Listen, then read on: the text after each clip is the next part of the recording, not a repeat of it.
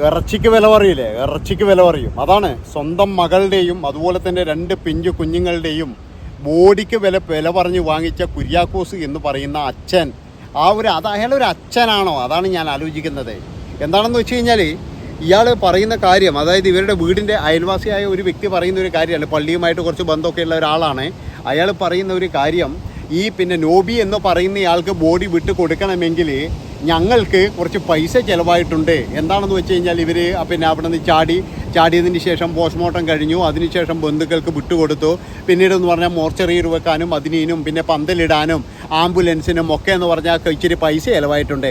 ആ പൈസ നമ്മൾ തരുവാണെങ്കിൽ നമ്മൾ ഈ 3 ഇറച്ചി കഷ്ണങ്ങളും നമ്മൾ തൂക്കിത്തരാം. പിന്നെ നിങ്ങൾ കറി വെച്ച് കഴിക്കോ എന്തോ ചെയ്തോ, അതൊന്നും ഒരു കുഴപ്പവുമില്ല എന്നൊരു അച്ഛൻ പറയുകയാണ്.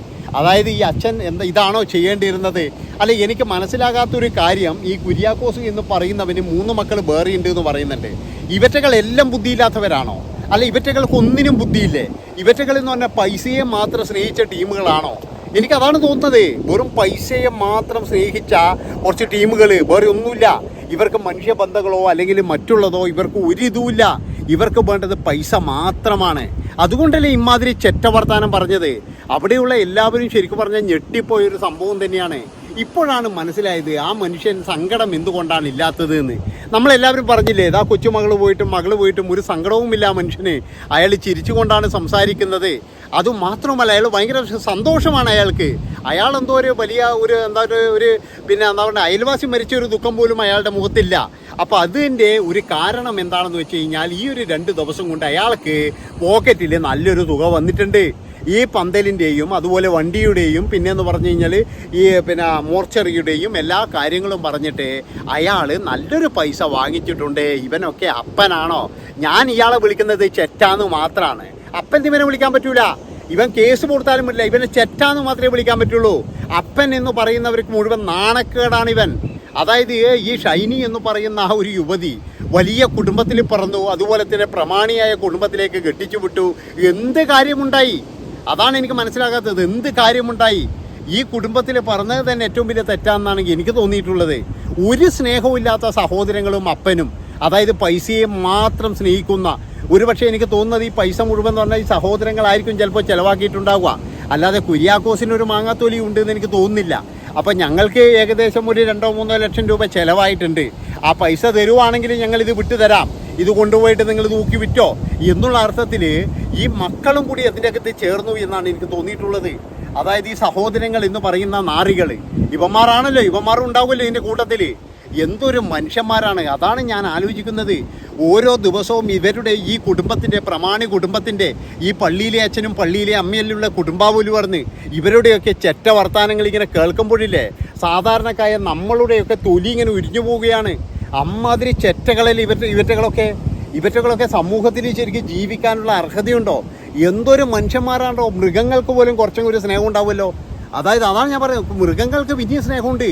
ഇവനെ പോലെയുള്ള തന്തകൾ, അയ്യോ വളരെ മോശം എന്ന് പറഞ്ഞു കഴിഞ്ഞാൽ വളരെ മോശം. ഇത് കേട്ടപ്പോൾ ഇല്ലേ, നമ്മുടെ എന്താ പറയണ്ടേ, നമ്മളൊന്നും ഇല്ലാതായിപ്പോയി. അവിടുന്ന് ഒരു അച്ഛനിങ്ങനെ പറയാൻ പറ്റുമോ? ഒരു സ്വന്തം മകളുടെയും അതുപോലെ കൊച്ചുമകളുടെയും മൃതദേഹത്തിൻ്റെ പൈസ കൊടുക്കണം പോലും അവർക്ക്. എന്തൊരു നാടെങ്ങോട്ടാണോ പോകുന്നത്? അതാണ് ഞാൻ ആലോചിക്കുന്നത്. ഒരാൾ പോലും ഇതുപോലെയൊന്നും ആകരുതെന്നാണ് എനിക്ക് പറയാനുള്ളത്. പിന്നെന്ന് പറഞ്ഞു കഴിഞ്ഞാൽ ഈ മരണം നടന്നതിന് ശേഷം എന്ന് പറഞ്ഞാൽ നല്ല രീതിയിലുള്ള വിലപേശലുകൾ ആരംഭിച്ചിട്ടുണ്ട്. അതായത് പലതരത്തിലുള്ള വിലപേശലുകൾ ഉണ്ടായിട്ടുണ്ട്. എന്താണെന്ന് വെച്ച് കഴിഞ്ഞാൽ ഈ ഒരു ചെറിയ ചെറുക്കൻ, ഇനിയൊരു 14 വയസ്സുകാരനായ ഒരു ചെറുക്കനുണ്ട്. ആ ചെറുക്കനെ കൊണ്ട് തന്നെ പലതരത്തിലുള്ള ഡ്രാമകളും കളിപ്പിച്ചിട്ടുണ്ടെന്നാണ് പറയുന്നത് കേൾക്കുന്നത്. കാരണം ആ ചെറുക്കൻ ഇതൊന്നും അറിയാതെ എന്ന് പറഞ്ഞു കഴിഞ്ഞാൽ ഇതിൻ്റെ അകത്ത് അങ്ങ് പെട്ടുപോയി. അവന് ഇതിൻ്റെ സീരിയസ്നെസ് ഒന്നും അറിയാനായില്ല. അതായത് അവന് 14 വയസ്സേ ഉള്ളൂ. പിന്നെന്ന് പറഞ്ഞാൽ അവന് ഈ സ്നേഹം കൊടുക്കാൻ ഇതൊന്നും ഈ തള്ള ശ്രമിച്ചു എന്ന് എനിക്ക് തോന്നുന്നില്ല. അതുകൊണ്ട് തന്നെ പയ്യനിപ്പോഴും എന്ന് പറഞ്ഞാൽ വേറെ ഏതൊരു സ്കൂളിൽ പഠിക്കലാണ്. അവൻ 9 മാസമായി അവൻ്റെ സഹോദരിയെയും അമ്മയെയും കണ്ടിട്ട് എന്നാണ് പറയുന്നത്.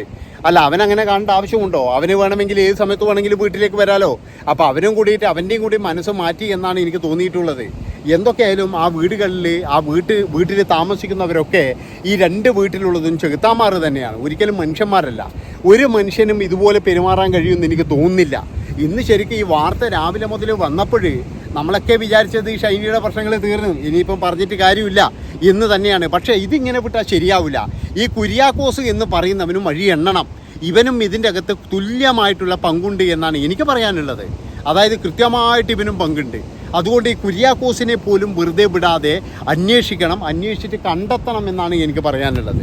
പിന്നെ മറ്റൊരു കാര്യം എന്ന് പറഞ്ഞു കഴിഞ്ഞാൽ ഈ പിന്നെ എന്താ പറയണ്ടേ, ഇവരുടെ കുടുംബങ്ങൾ, അതായത് ഈ നോബിയുടെ കുടുംബമായാലും അതുപോലെ തന്നെ ഈ ഷൈനിയുടെ കുടുംബം എന്ന് പറഞ്ഞു കഴിഞ്ഞാൽ സഹോദരങ്ങളായി കഴിഞ്ഞാലും ഇവരൊക്കെ എന്ന് പറഞ്ഞു കഴിഞ്ഞാൽ എന്തൊരു മനുഷ്യന്മാരാണോ, അതാണ് ഞാൻ ആലോചിക്കുന്നത്. ഇവറ്റകൾ എന്ത് തെണ്ടികളാണ് നടന്ന്, അതാണ് ഒരു ബുദ്ധിയോ വിവരവും ഇല്ലാത്ത തെണ്ടികൾ എന്ന് ഞാൻ പറയുള്ളൂ. ഈ അപ്പൻ എന്ന് പറയുന്ന അയാൾ ഒരു നാറിയായിപ്പോയി, അയാൾ അങ്ങനെ ആയിപ്പോയി. പിന്നെ അയാളെല്ലാം കേട്ടിട്ട് മൂളുന്നൊരു അമ്മച്ചിയുണ്ട്, അതായത് തൊട്ട് പുറകിൽ കാണാം ഇയാളിങ്ങനെ സംസാരിക്കുമ്പോഴേ തൊട്ട് പുറകിൽ തന്നെ ഇയാളിങ്ങനെ തിരുത്തി വിടുന്നത്. വേറെ ഏതെങ്കിലും ഒരു തള്ളയാണെങ്കിലും മകളും കൊച്ചുമക്കളും പോയാൽ ദുഃഖത്തിൽ എഴുന്നേറ്റ് നടക്കത്തും കൂടിയില്ല. അത്രത്തോളം അവരൊക്കെ അവശയായിരിക്കും. പക്ഷേ ഈ തള്ള എന്ന് പറഞ്ഞു കഴിഞ്ഞാൽ നല്ല സ്ട്രോങ് ആയിട്ടാണ് നിൽക്കുന്നത്. അപ്പോൾ തന്നെ നമുക്ക് മനസ്സിലായിനി ഇവർക്കൊന്നെന്ന് പറഞ്ഞു കഴിഞ്ഞാൽ എന്താ പറയേണ്ടത്, പണ്ട് പറഞ്ഞ പോലെ ഈ പൂച്ച മത്തിത്തല കൊണ്ടുപോയില്ലേ, ആ ഒരു സ്നേഹം വരെ ഇല്ലാന്ന് നമുക്ക് അന്നേരം തന്നെ മനസ്സിലായിനി. അപ്പോൾ അതാണ് ഞാൻ പറയുന്നത്, ഇങ്ങനെയുള്ള അച്ഛനമ്മമാരും ഉണ്ട് നമ്മുടെ ലോകത്തിൽ. ഇനി എന്തൊക്കെ പറഞ്ഞു കഴിഞ്ഞാലും ഇത്രയും സ്നേഹമില്ലാത്ത ഈ തെണ്ടികൾ, അതായത് ആ ഒരു പിന്നെ വോയിസ് ഞാൻ ഇവിടെ വെക്കുന്നില്ല, കാരണം വോയിസ് വെക്കാൻ എനിക്ക് തീരെ താല്പര്യവുമില്ല. അയാൾ പറയുന്ന കാര്യങ്ങൾ, അയാൾ പറഞ്ഞ കാര്യങ്ങൾ, അതായത് പൈസ വേണം, ആ പൈസ കിട്ടിക്കഴിഞ്ഞാൽ ഈ ഇറച്ചി കഷ്ണങ്ങൾ ഞാൻ നിങ്ങൾക്ക് തരാം എന്ന് പറയുന്ന ഒരു വോയിസ്, അത് സ്വന്തം മകളുടെയും അതുപോലെ തന്നെ കൊച്ചുമകളുടെയും ചിന്നിച്ചിതറിയ ആ ഒരു ഇറച്ചി കഷ്ണങ്ങൾക്ക് വരെ പൈസ, ആ പൈസ കിട്ടിക്കഴിഞ്ഞാൽ ആ നിമിഷം ഞാൻ വിട്ടുതരാം എന്ന് പറയുന്ന അപ്പ, താനൊരപ്പനാണോടോ? അപ്പന്മാർക്ക് നാണക്കേടാണെന്ന് എനിക്ക് പറയാനുള്ളൂ. ഇതിലും നല്ലത് തനിക്ക് വേറെ എന്തെങ്കിലും ചെയ്തുകൂടെ? അതാണ് എനിക്ക് പറയാനുള്ളത്. ഇങ്ങനെയൊക്കെ പറയിക്കേണ്ട ആവശ്യമുണ്ടോ? ഒരപ്പനാണോ താനാണോ ഈ പിന്നെ എന്താ പറയുക, ഈ ഏറ്റവും കൂടുതൽ എനിക്ക് തോന്നുന്ന ഇവരുടെ മരണ കാരണം തന്നെ ഈ അപ്പം കാരണം തന്നെയാണ്, വേറെ ഒന്നുമല്ല. ഇയാൾ മരിച്ചിട്ടും ഇതാണെങ്കിൽ സ്ഥിതിയെങ്കിൽ നിങ്ങൾ ആലോചിച്ച് നോക്കണം, മരിക്കുന്നതിന് മുന്നേ ഇയാൾ എന്തൊക്കെ പുകിലവിടെ ഉണ്ടാക്കിയിട്ടുണ്ടാകും, എന്തൊക്കെ ഇയാൾ പറഞ്ഞിട്ടുണ്ടാകും. കാരണം ഇയാൾക്ക് വേണ്ടത് പൈസ മാത്രമാണ്. അതുമാത്രവുമല്ല, ഇയാൾ ആദ്യം തന്നെ പറഞ്ഞിട്ടുണ്ട്, ഇതിന് മുന്നേ തന്നെ പറഞ്ഞിട്ടുണ്ട്, എനിക്ക് ചെലവിന് തരുന്നത് എൻ്റെ 3 മക്കളാണ്. അതായത് ഈ ഷൈനി ഒന്നും തരാറില്ല, അതുകൊണ്ട് എനിക്ക് ഷൈനിയോട് വലിയ സ്നേഹവുമില്ല. എനിക്ക് തരുന്നതെന്ന് പറഞ്ഞാൽ എൻ്റെ 3 മക്കളാണ്. അവരൊക്കെ ജോലി കളഞ്ഞിട്ട് ഇവിടെ നിൽക്കാൻ കഴിയുമോ? അവരൊക്കെ തിരിച്ചു പോവുകയും ചെയ്തു എന്നാണ് അഭിമാനത്തോടു കൂടി അപ്പനെന്ന് പറഞ്ഞത് എന്നുള്ളതാണ്. അത് കേട്ടപ്പോൾ തന്നെ നമുക്ക് മനസ്സിലായി ഇയാളുടെ സ്വഭാവം ഇങ്ങനെയാണ് എന്ന്. അപ്പോൾ ഒരു പുത്തമ്പണക്കാരൻ ആ ഒരു തെണ്ടിത്തരം അയാൾ കാണിച്ചു എന്നുള്ളതാണ്. ഏതായാലും ഇയാളുടെ കുടുംബാംഗങ്ങൾക്ക് മുഴുവൻ ഇയാളെ കിട്ടിയത് നിങ്ങൾക്കൊരു എന്താ പറയുക, നിങ്ങളുടെ ഒരു ശിക്ഷ തന്നെയാണ്. നിങ്ങളെല്ലാവരും അനുഭവിക്കണമെന്നേ എനിക്ക് പറയാനുള്ളൂ.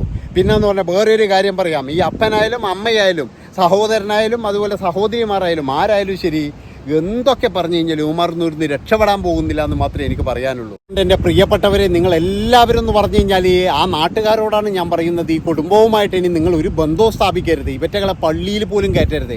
ഈ സഭയിൽ നിന്ന് തന്നെ ഇവറ്റകളെ പുറത്താക്കണം. പക്ഷേ ഇവരൊക്കെ പ്രമാണിമാറാന്ന് ഒരു ചുക്കും ചെയ്യില്ല. പക്ഷേ ഇവറ്റകളാ നാട്ടുകാരെങ്കിലും അകറ്റി നിർത്തണം എന്നാണ് എനിക്ക് പറയാനുള്ളത്. ഇതുപോലൊരു ചെറ്റ ഫാമിലി ലോകത്തുണ്ട് എന്ന് എനിക്ക് തോന്നുന്നില്ല.